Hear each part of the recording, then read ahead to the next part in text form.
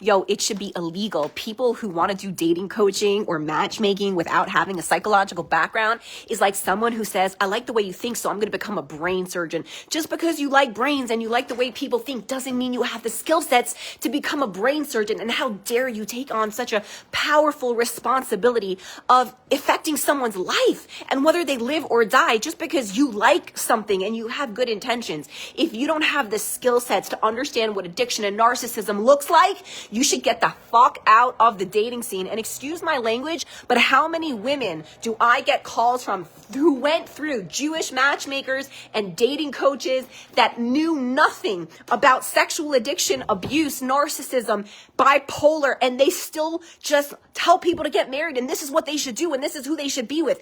How dare people go into changing somebody's lives without being an expert in what's going to destroy the lives based on that decision? Meaning, if you don't understand what is causing the divorces, what exact abuse is happening, which is causing all the divorces, and how to see that in the dating process, how dare you allow someone to enter the dating process if you don't have the skill sets to help them out of that? See, that is the difference between me and a matchmaker, because I don't want you to just get married. I want you to stay married. And the difference is I actually know what signs will keep you stuck in a relationship from date number one. And yes, there is so much research on the behaviors that you can see in a man that are unhealthy, that show signs of immorality, addiction, and narcissism and control on date number one. And that is why I'm dropping a book very soon, to have everyone be educated in their own leader in that, because you don't need to have good intentions. You need to have research. You don't need to have a good heart. You need to have skill. You don't need to have a desire to help the world. You have to know how to heal the broken,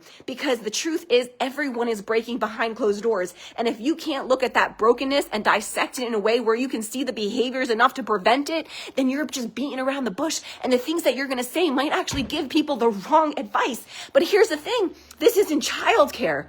Who you marry is the number one decision that impacts every single area of your life. Your health, your spirituality, your growth, your kids, whether you stay married or not, where your money goes, everything is impacted by who you marry.